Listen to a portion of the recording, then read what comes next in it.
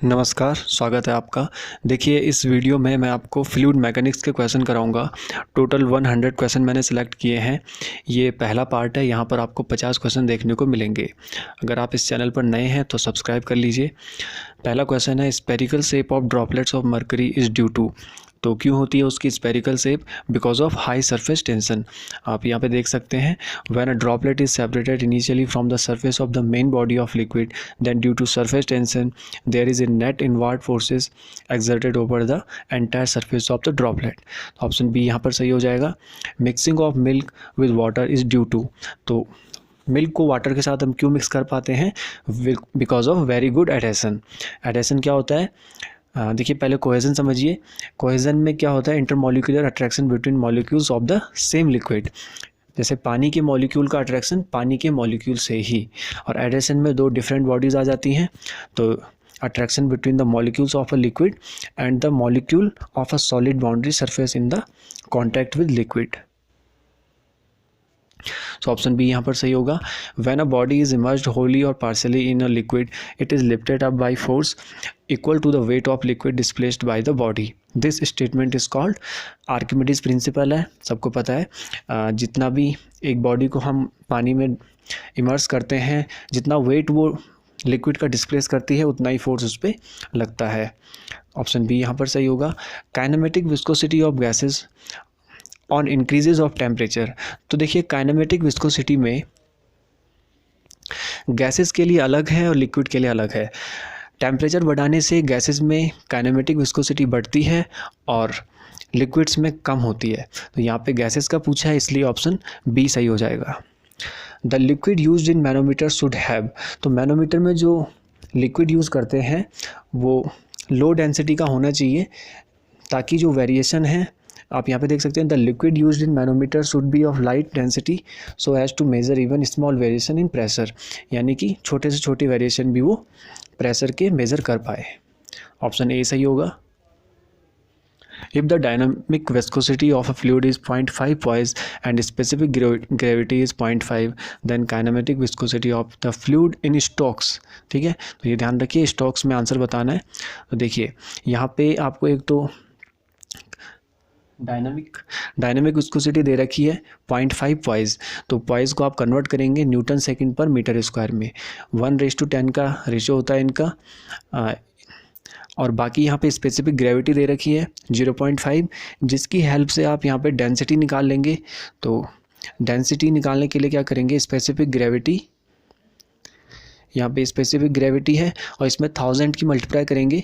1000 होता है mass density of water, तो यहाँ से डेंसिटी आ जाएगी 500। तो उसके बाद आप यहाँ पे ये रिलेशन देख सकते हैं, काइनेमेटिक विस्कोसिटी होती है dynamic viscosity divided by density. So इसको आप सॉल्व करेंगे तो आंसर आएगा मीटर स्क्वायर पर सेकंड में। इसको आप कन्वर्ट करेंगे सेंटीमीटर स्क्वायर पर सेकंड में, क्योंकि आपको आंसर बताना है स्ट्रोक्स में। तो 1 स्ट्रोक यहाँ पे आंसर आ जाएगा। तो ऑप्शन सी यहाँ पर सही होगा। Surface tension of water. तो सरफेस टेंशन क्या होता है? टेम्परेचर घटने से बढ़ता है। तो ऑप्शन ए यहाँ पर सही होगा। For laminar flow in circular pipes the Darcy's friction factor f is equal to. तो कितना होता है? 16/RE। In a sample of water and increase of pressure by 18 meganewton per meter square caused 1% reduction in volume. The bulk modulus of elasticity of this sample is। so bulk modulus of elasticity बतानी है। तो ये यहाँ पे इसका formula होता है, numerator में आता है चेंज इन प्रेशर और डिनोमिनेटर में आता है rate of change in volume. तो 18 यहाँ पे प्रेशर में चेंज आ रहा है और वॉल्यूम का आप देख सकते हैं 1% है, 1/100 हो जाएगा। इसको सॉल्व करेंगे तो 1800 mega Newton per metre square यहाँ पे आंसर हो जाएगा। तो ऑप्शन सी यहाँ पर सही होगा। The flow profile of a fluid depends upon. किस पे डिपेंड होती है? रेनॉल्ड नंबर पे। स्पेसिफिक ग्रेविटी ऑफ वाटर 1 ली जाती है generally. The property of a liquid which offers resistance of the movement of one layer of liquid over another layer of liquid. तो viscosity होती है ये 2 लेयर के बीच में जो रेजिस्टेंस क्रिएट होता है। The mercury does not wet the glass. This is due to the property of the liquid known as। so surface tension की वजह से मरकरी उसे वेट नहीं करती है।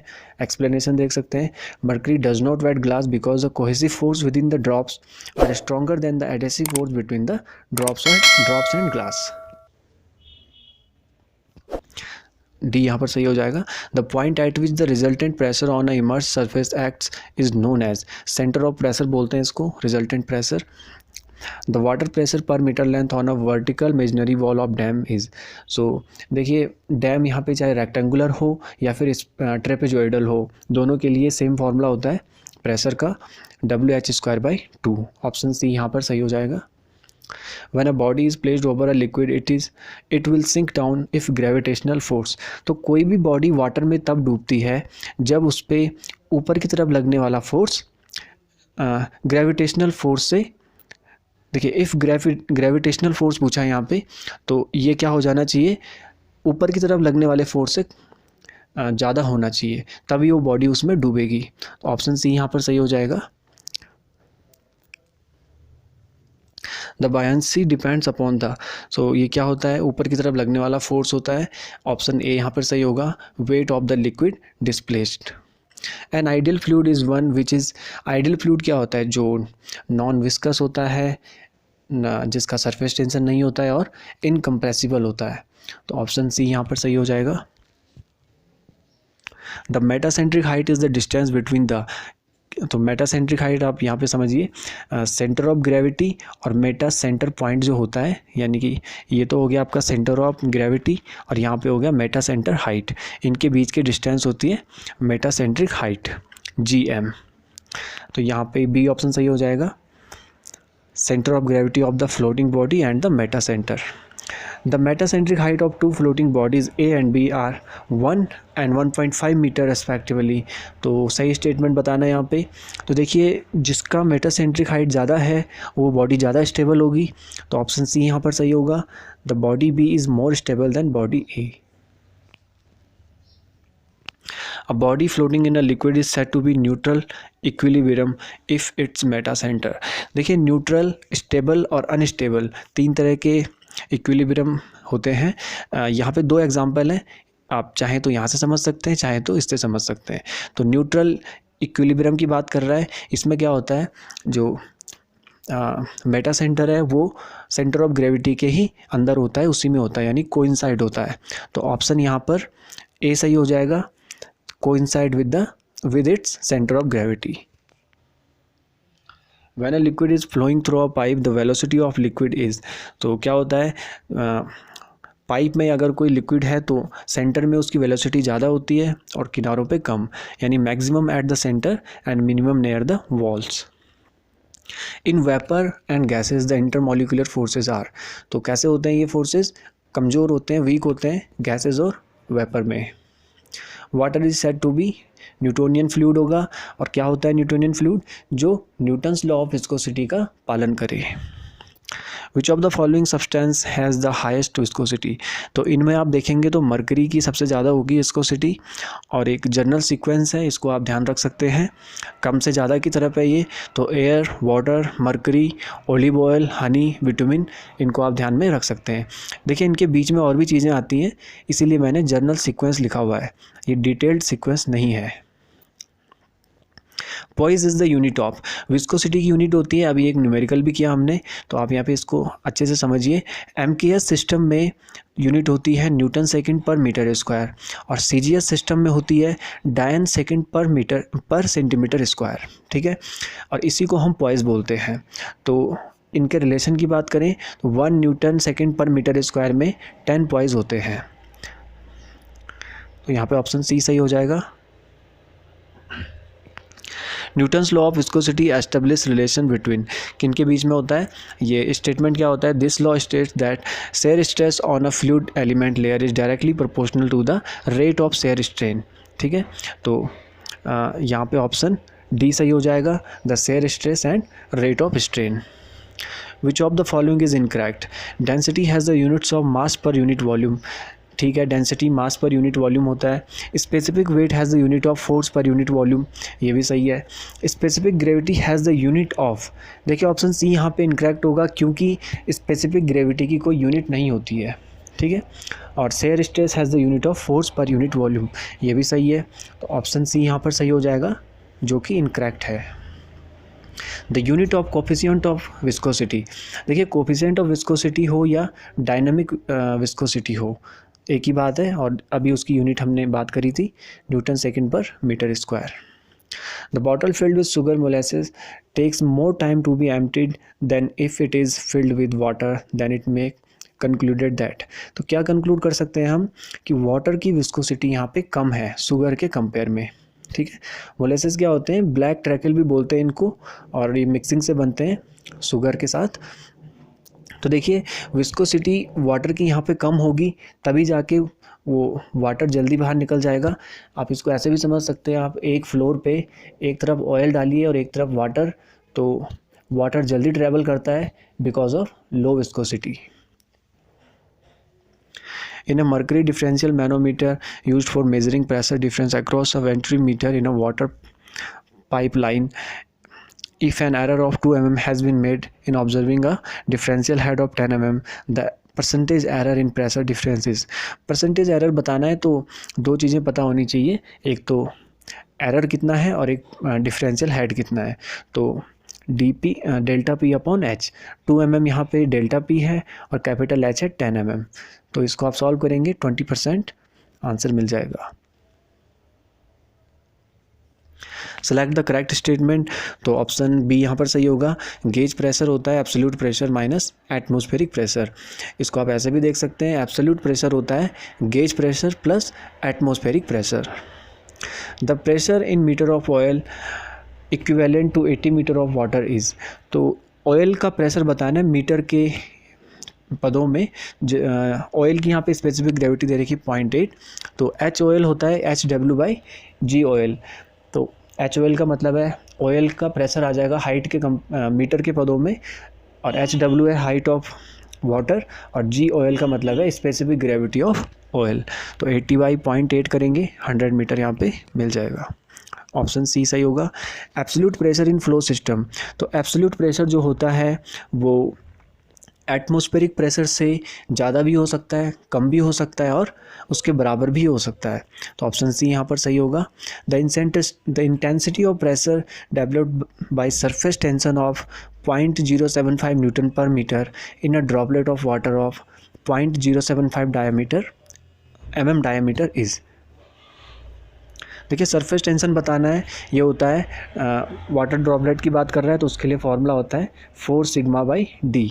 तो सिग्मा तो यहाँ पे दे रखा है आपको 0.075, और d जो है वो mm में दे रखा है, इसलिए आप उसको पहले मीटर में कन्वर्ट कर देंगे, उसके बाद सॉल्व करेंगे तो आंसर आ जाएगा 4 × 10⁻³ न्यूटन पर मीटर स्क्वायर।